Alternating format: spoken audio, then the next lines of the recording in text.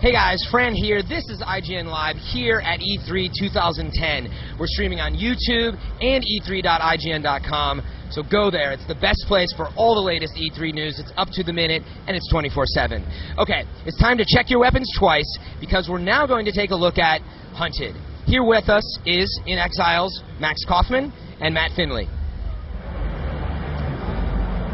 So, Hunted: The Demon's Forge. It's all about dungeon crawling, but you might be thrown off a little bit by how good it looks.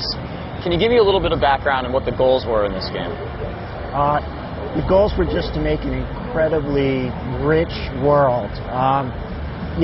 Really make like Lord of the Rings in a game. To be able to go through that rich world and see and feel that world, that environment. Cool.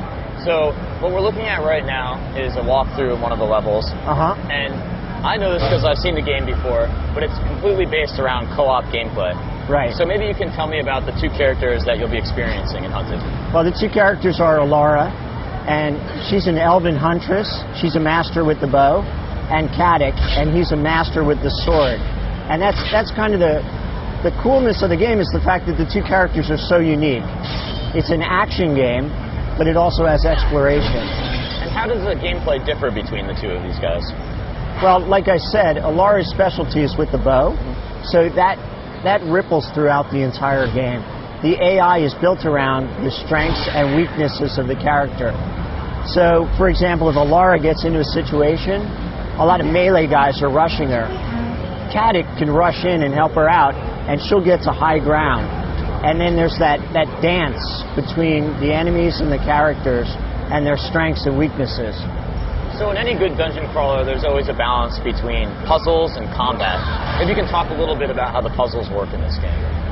Well, again, even with the puzzles, we put co-op elements in. So Caddick can do certain things during puzzles, and so can Alara. Caddick can do things like he can push objects or turn levers. Alara can light her arrows on fire, or she can cut ropes.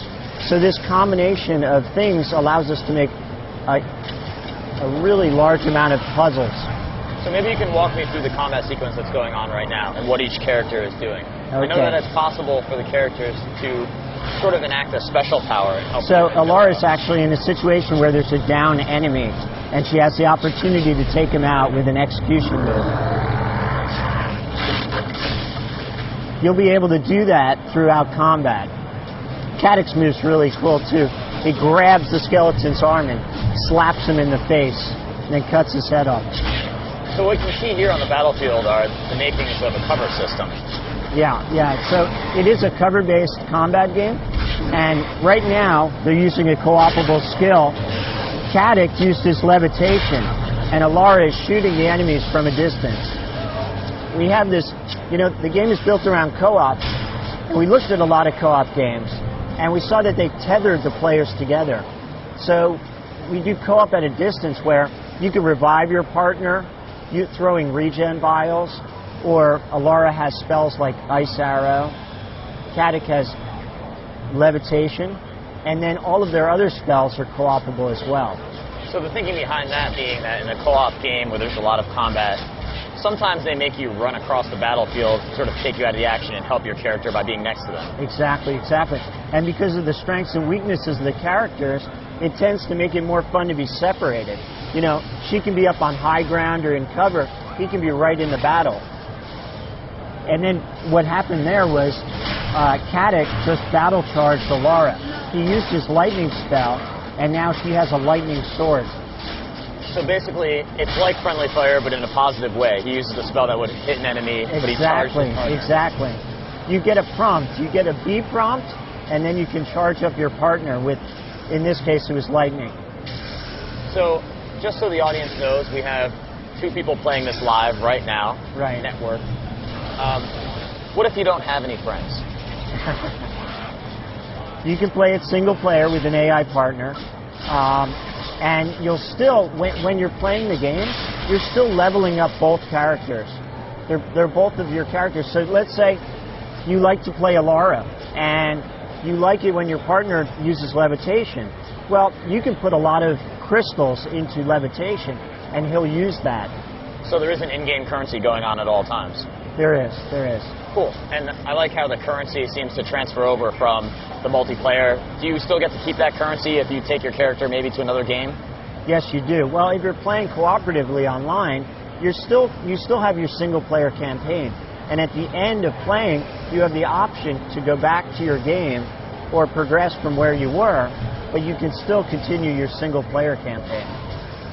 Cool. And, of course, in any dungeon crawler, I have to ask about the weaponry. As the game unfolds, will you sort of find better weapons, better objects? There's all kinds of new weapons. For Caddick, as an example, he's got axes, maces, and swords. And then there's a bunch of different, you can get flaming swords and lightning swords and other special abilities attached to the sword itself. Because there's also an exploration component. We've broken it down into small exploration areas and large exploration areas. And some of these exploration areas are off the path. They can be very difficult. So it's up to the player's style. If they like that, they can go and try and be challenged by the exploration and find great items. Cool. I mean, for the purposes of the E3 demo, we're of course showing the frantic combat, but it's good to hear that there's elements of thought involved as well. So what's happening right here? So what's happening right here is there's a number of spawners, and Alara had to go on that ballista, and she had to take out those columns. She collapsed the columns that were spawning the skeletons. So a bit of destructible environment. Oh yeah. Played into that. And then what they're coming up on right now, well, the game also tracks. We wanted to get a little competitiveness between the two players, so the game will also track how they do. This is a change point. So even if you're playing online with your buddy, you might say, hey, I want to play Caddick now. And you come up to this point and you guys can switch, because the characters have unique abilities, so it makes a big difference. So we can take a look at what Caddick's doing right now. Yeah, Caddick's actually, I think we're going to see some of his melee as he comes up here.